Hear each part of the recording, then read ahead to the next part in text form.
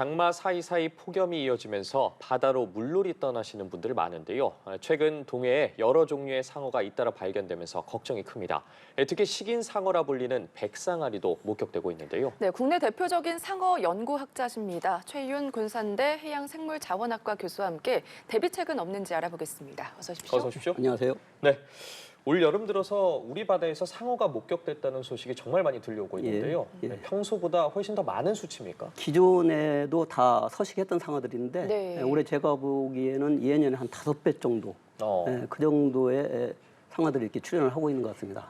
네, 5배 정도라고 말씀해 주는데 얼마나 그러면 수치로 봤을 때는 어느 정도죠? 지금 나오는 것들이 백상아리, 네. 청상아리, 악상어, 청세리상어 대표적인 좀 위험한 상어들인데 이런 것들이 수년에 한 번 정도, 많아야 1년에 한두 건 정도 그 정도인데 지금 벌써 다 합쳐가지고 네. 여름이 중반에 접어들었는데 지금까지 한 10건 정도가 포함해서 이상 이렇게 출현한 걸로 이렇게 네. 보여지고 있습니다. 앞서서 원래 서식했었다 이런 말씀을 해주셨잖아요. 근데 동해안에서 상어가 나오는 거는 굉장히 이례적인 일인데 그것도 왜 이유가 그런지 궁금하거든요. 이례적이라기보다는 기존에 이렇게 출연했던 종들인데 과거에 서해안에서 집중적으로 출연했던 백상아리 가장 네. 위험한 종이죠. 이런 종들이 그 동해안에서 나오기 시작하고 또 해수욕장에서 좀 위험한 상어인 청세리상어 이것이 벌써 한 5년에 한두 건 정도 이렇게 나오는데 금년에만 벌써 2건이 나왔거든요. 네. 이런 것들의 이제 출현 원인은 가장 큰 것은 수온 상승으로 이렇게 볼 수가 있습니다. 단순히 수온 상승이라는 것은 수온이 상승하면은 바다 생물 전체적으로 좀 변화가 있거든요.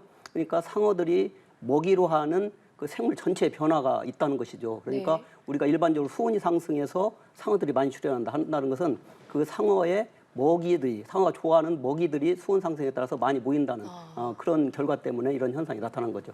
예, 출몰한 상어의 종류나 크기도 아마 다 다를 텐데 그렇죠. 각각의 성격이나 크기들도 너무 궁금하거든요. 예, 세계적으로 510종의 상어가 있거든요. 예. 그 중에서 사람을 공격하는 것은 한 27, 8종 정도로 이렇게 구분을 하고 있습니다. 우리나라에서는 49종 가운데 사람을 공격한 사례가 있는 것이 한 9종 정도. 예. 그 중에서 우리나라 49종 중에서 위험한 상어가 백상아리, 청세리상어, 청상아리, 악상어. 이번 동해안에서 다 출연한 것들이거든요. 네. 그래서 가장 그 전장이 큰 것은 백상아리, 영화 조스로 알려진 상어이고 이것이 6m 이상 자라고 그 다음에 청상아리가 한 4m, 청세리상어도 한 5m 이상, 네. 악상어가 한 3m 이상.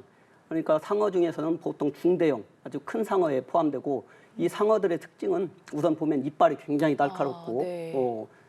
빨리 헤엄칠 수 있는 그런 특징을 가지고 있습니다. 그러니까 말씀을 해주셨습니다. 영화 조스에서 이제 알려진 상어가 백상아리잖아요. 근데 네. 이게 우리나라에서 발견됐다는 게 굉장히 놀랐거든요. 그게 최근에 수온 상승에 따라서 최근에 나온 건 아니고 네. 한치윤의 정조임금 때 조선시대 해동역사라는 책을 보면은 5월 이후에 대어 큰 물고기가 있어 사람을 해치기 때문에 보령 앞바다에서 바다에 들어가지 말아야 한다 그런 기록이 있기 때문에 이것이 예전부터 있었던 상어이고 그 예전에도 상어 사고가 있었다 이런 것들을 저희들이 추정을 해볼 수가 있습니다. 네, 처음은 아니다 이런 말씀을 해주셨는데 아무래도 본격적인 휴가철이 시작이 되고 또 동해바다도 많이 놀러 가지 않습니까? 네. 그렇기 때문에 더 문제가 되고 있는 것 같은데 이 백상아리가 해수욕장 근처 앞바다까지 나올 가능성도 있나요? 충분히 있죠. 그래서 백상아리가 위험한 것이고 아까 네. 동해안에서 지금 4종이 나왔잖아요. 네. 백상아리, 청상아리, 청세리상어, 악상어. 그런데 이 중에서 해수욕장까지 접근 가능한 것이 백상아리와 청세리상어가 대표적인 것입니다. 백상아리는 이미 우리나라에서 서해안에서 6명의 사망자와 1명의 부상자, 네. 7건의 공격으로 사람이 어민들이 피해를 본 사례가 있고요. 네. 그 7건 중에서 1959년 대천해수욕장, 지금 보령해수욕장이거든요. 네. 여기서 수영하던 대학생이 상어에 물려서 이렇게 사망한 경우가 있습니다. 네. 이것처럼 우리나라에서 가장 위험한 상어, 세계적으로도 백상아리가 가장 위험한 상어이지만 그 다음에 청세리 상어가 해수욕장에서 좀 위험한 상어입니다. 네.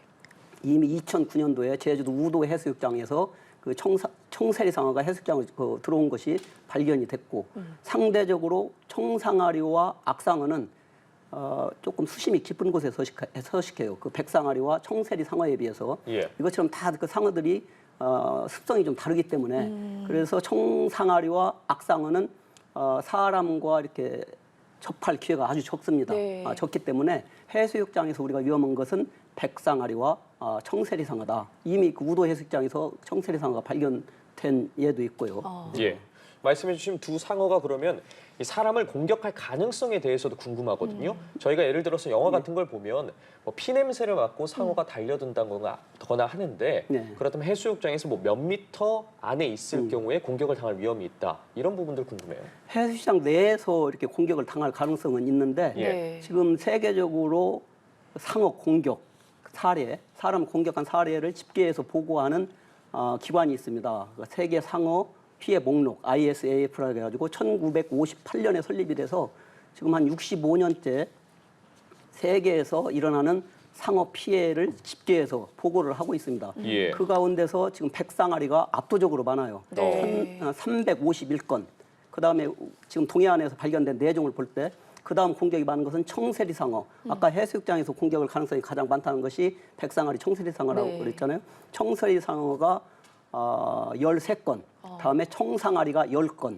악상어가 2건. 그러니까 세계적으로 볼 때도 지금 65년 동안 이 정도거든요. 그러니까 해수욕장에서 이렇게 접근을 해가지고 사람이 공격을 받고 또 우리나라에서도 아까 6건의 사망사고와 1건의 부상자가 있었잖아요. 예. 네. 이처럼 그 상어의 공격을 해수욕장 내에서 받을 그 가능성은 충분하다. 또 이야기한 2009년도에 인천 을왕리 해수욕장 주변에서 백상아리 5m짜리 큰 백상아리가 이렇게 그 썰물을 따라서 내려가지 못하고 백사장에서 이렇게 죽은 채로 발견이 됐는데 발견 당시에는 살아 있었습니다. 그래서 해수욕장에서도 상어의 공격을 받을 가능성이 충분히 있다. 상대적으로 아까 청상아리와 악상어는 좀 깊은 곳에 서식해서 해수욕장까지 잘 접근을 안 해요. 네. 그래서 이 두 종의 공격을 받을 가능성은 적지만은 나머지 백상아리와 청세리상어의 공격을 받을 가능성은 있다. 그런데 이것이 수십만, 수백만 명 여름철에 해수욕장을 찾는 그 해수욕객을 볼 때 네.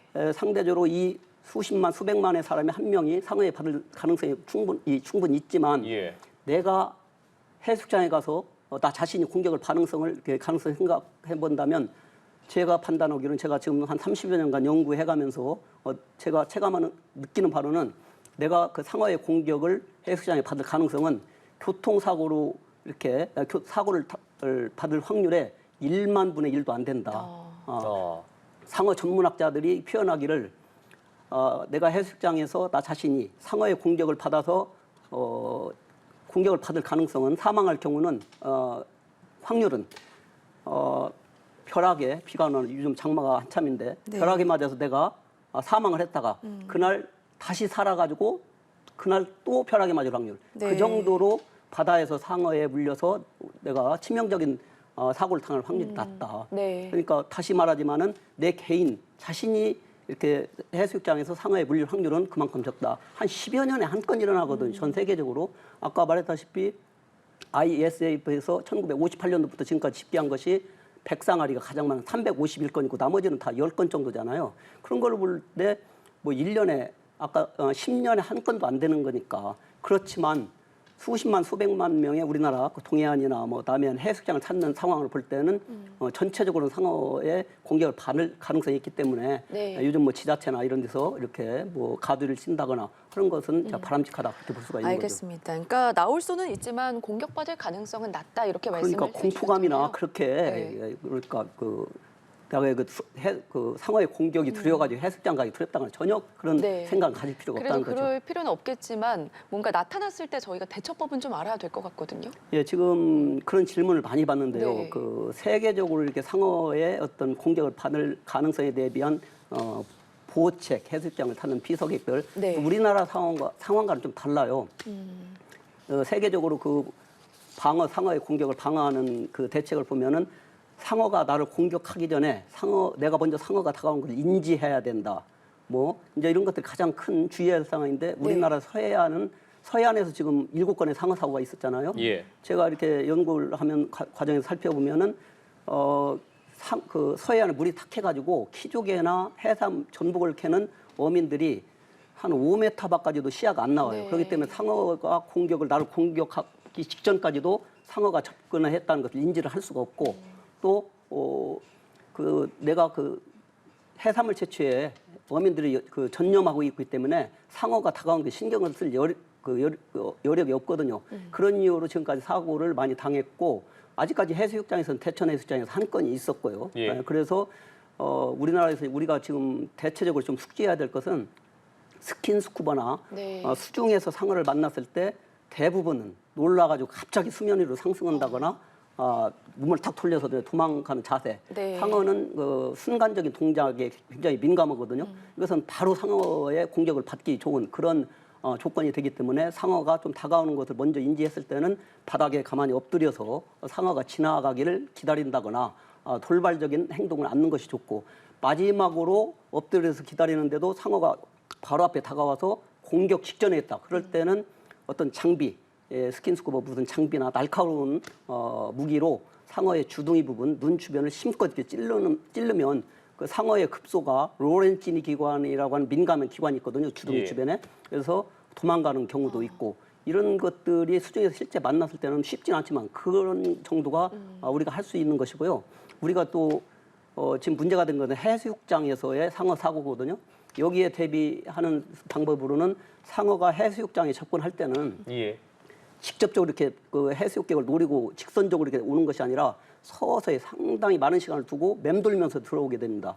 근데 사람을 공격하는 상어의 특징은 두 개의 등지 너머미가 삼각형으로 딱 서가지고 수면 위에 드러나게 돼요. 예. 그래서 멀리 한 10분, 적어도 10분 이상 그 해수욕장에 접근하는 것을 충분히 관측이 가능합니다. 그러니까 상어가 이렇게 접근하는 그 등지 너머미를 보면 먼저 발견한 사람이 소리를 쳐서 해수욕객들 밖으로 대피시킨다거나 또는 요즘 해경에서 이렇게 익사사고를 방지하기 위해서 쌍안경으로 보고 있잖아요. 그 상어가 접근하는 것을 충분히 관찰이 가능하기 때문에 사이렌을 올려서 대피시키는 거 그런 것이 가장 현실적인 방법으로 예, 보입니다. 알겠습니다. 오늘 말씀 여기까지 듣죠. 최윤 군산대 해양생물자원학과 교수와 얘기 나눠봤습니다. 말씀 고맙습니다. 고맙습니다. 감사합니다.